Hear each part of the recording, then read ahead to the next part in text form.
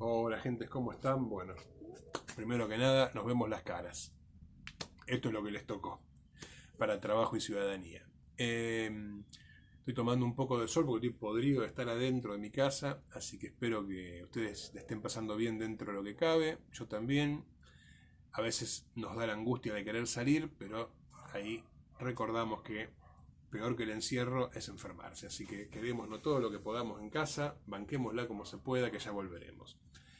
La clase pasada ustedes habían hecho unos trabajos, la clase pasada. Yo les había dejado unos trabajos para que hagan que tenían que ver con el origen de la palabra trabajo, la rebelión de los esclavos en Roma. Vamos a avanzar un poquito sobre eso. Porque las primeras formas de trabajo son trabajos comunitarios. Cuando hablamos de cómo nace el trabajo, eh, es una actividad que se hace para obtener un beneficio. Entonces, las primeras sociedades humanas, esa actividad la hacían básicamente para no extinguirse. Esto que era la caza que se hacía entre todos, el tratamiento de las pieles, la construcción de viviendas. Ya cuando los seres humanos comienzan a constituir estados, estas organizaciones políticas mucho más complejas, y las primeras ciudades, estados fortificadas en Mesopotamia, allí el trabajo cambia su condición. ¿Sí? Empieza a haber trabajos que nadie quiere hacer, vamos a decirlo así, ¿sí? Trabajos que son rutinarios, desgastantes, peligrosos muchas veces, ¿sí? Que no dejan tiempo para hacer otras cosas, por ejemplo, para enriquecerse más, o para ir a la guerra, o para defender la ciudad. Entonces comienza a utilizarse al esclavo como mano de obra para estos trabajos, que no eran copados para hacer para nadie, que eran peligrosos.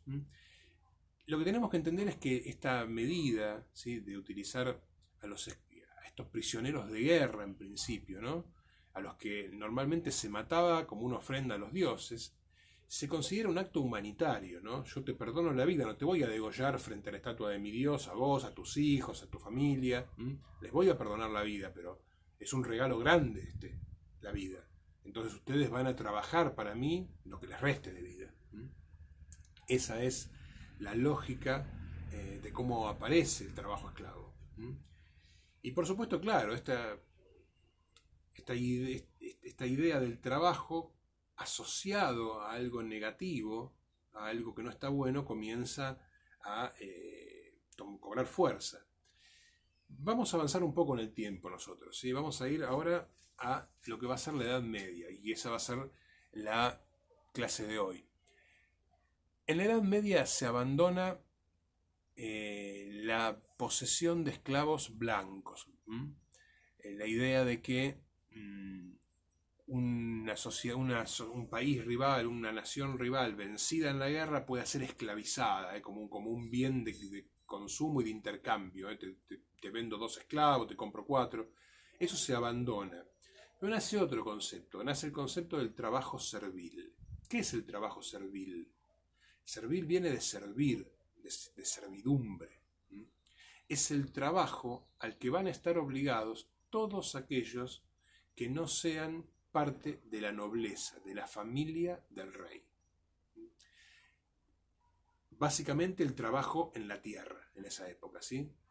A los campesinos en la Edad Media se los llamaba siervos de la gleba. La gleba era el surco que el arado hacía en la tierra y en el que se echaban las semillas. Entonces estos siervos de la gleba podían dedicarse a otra cosa, no podían. Si habían nacido hijos de campesinos tenían que ser campesinos, y si querían no serlo los mataban, porque la ley les prohibía salir de ese estado, de ese estatus en el que estaban, de ese estamento.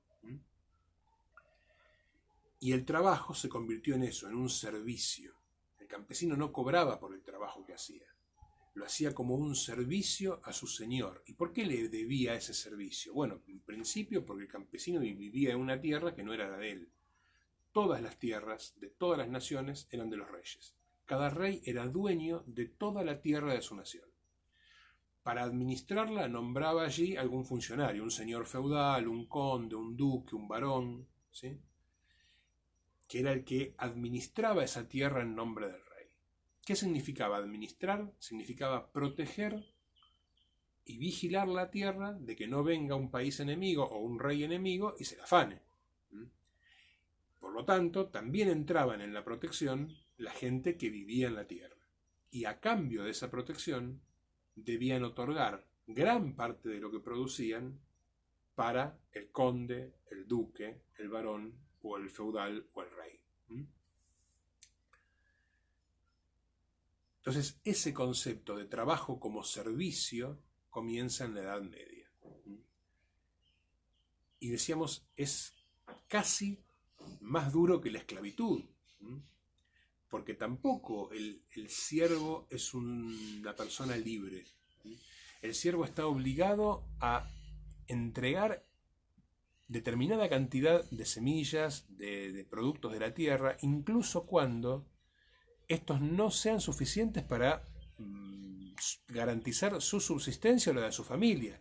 El rey nunca, o el feudal, nunca les pide un 15, un 20% o un 60% de lo que produzcan. No, le pide un peso, tanta cantidad, tantos kilos de esto, tantas fanegas de esto, tantos talentos de esto otro, ¿sí? Y tiene que llegar como puede a ese peso. Si produce mucho más, ya le van a encontrar algún impuesto nuevo para que los pague, ¿sí? Si no produce más, si produce solo esos kilos, esa cantidad, tiene que entregarla completa al señor. Y esto es lo que crea esta situación de tanta injusticia en Europa, ¿no? En la Europa de la Edad Media. Estos campesinos obligados a vivir bajo un régimen prácticamente de hambre, donde su subsistencia no está garantizada, comienza a darse una estrategia entre los campesinos que es la de tener muchísimos hijos. ¿Para qué? Porque para compensar de alguna manera con los nacimientos las muertes que sí o sí van a ocurrir, por desnutrición, por enfermedades, por frío. Entonces, todo esto hace que el trabajo en esa época sea visto como algo horrible, porque obviamente lo era. Nadie trabajaba de lo que le gustaba. Trabajaba de lo que uno había nacido. Si uno había tenido la dicha de nacer en la nobleza, era parte de la sociedad esa guerrera que se dedicaba solo a hacer la guerra y nada más que la guerra. Pero si uno no había tenido esa dicha y esa suerte, bueno, lo que le tocaba era la tierra. No existía una variante para esto. Algunos afortunados lograban ser incorporados como aprendices en los gremios, en los oficios, ¿sí? Ahora bien, esto cuidado, porque en general los hijos heredaban el trabajo de los padres, y si bien los artesanos eran una aristocracia dentro de lo que no era la nobleza, tampoco estaban del todo bien, ¿eh? Los nobles no solían pagar las cosas que encargaban, no solían cumplir con lo que prometían, estaban sujetos a todos los atropellos y la falta de derechos que estaban sujetos los campesinos. La única diferencia es que vivían en ciudades en vez de en el campo, por lo tanto estaban más protegidos de las arbitrariedades de los soldados del rey, y a veces estas ciudades conseguían algún tipo de estatus especial, pero pocas, y al principio escasísimas libertades. ¿Qué pasa entonces, decíamos, con estos artesanos que se organizan? Bueno, son los primeros gremios. Un gremio era un conjunto de personas que guardaba celosamente los secretos de su oficio y no permitían que otra persona los aprendiera. Si uno había nacido campesino y tenía la suerte de poder escaparse y llegar a una ciudad, era muy difícil que pudiera incorporarse a uno de estos gremios, porque justamente los miembros de estos gremios cuidaban férreamente sus trabajos, los preservaban para sus hijos, para sus nietos, para que eso pasara de familia a familia. Así que, más que si tu viejo es zapatero, zarpale la lata, era si tu viejo es zapatero, tú también serás zapatero. Bien, este es el esquema más o menos de las formas de trabajo en la Edad Media. ¿Qué ocurre en algunas ciudades hacia el final de la Edad Media? Esto es importante señalarlo. Hacia el final de la Edad Media, algunos de estos comerciantes que han logrado, artesanos que han logrado enriquecerse, que han logrado imponerle algún tipo de condición a los nobles, logran que sus ciudades sean reconocidas como ciudades libres y que su trabajo ya no sea un servicio que se le debe al Señor, sino que sea algo que se paga.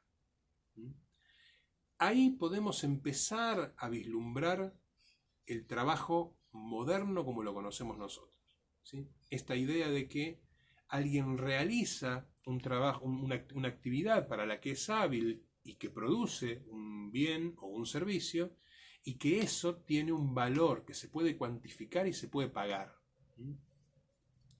Eso comienza a ocurrir a fines de la Edad Media, en estas primeras ciudades liberadas. Y va a dar origen a una de las transformaciones más grandes que sufre la humanidad en toda su historia, que es justamente el abandono de todos estos sistemas que hoy nos parecen extraños de trabajo, y la adopción de un sistema que ya tiene muchísimos años, que es el sistema del trabajo asalariado. Esto de que yo cobro un salario por hacer mi trabajo. Pero eso lo vamos a ver en el próximo video. Bueno, gentes, espero que les haya gustado. Díganme si este formato les parece piola. No reemplaza el que nos podamos poner frente a frente, pero me parece que es menos frío que una hoja y un par de preguntas. Pueden preguntar y deben preguntar cualquier cosa que no entiendan. Las preguntas son poquitas. Usen el canal de YouTube de última para preguntar, pero aclárenme siempre quiénes son, de qué escuela y de qué curso, porque es un canal abierto y cualquiera puede escribir cualquier gilada y yo no voy a contestar toda la gilada que pongan. Pero pónganme quiénes son, pregunten, usen el Classroom. Yo voy a poner los links de este video en Classroom. Y bueno, espero que esto termine pronto y nos podamos ver. Todos sanitos y todos disfrutando de esas cosas que no estamos pudiendo disfrutar y que extrañamos todos.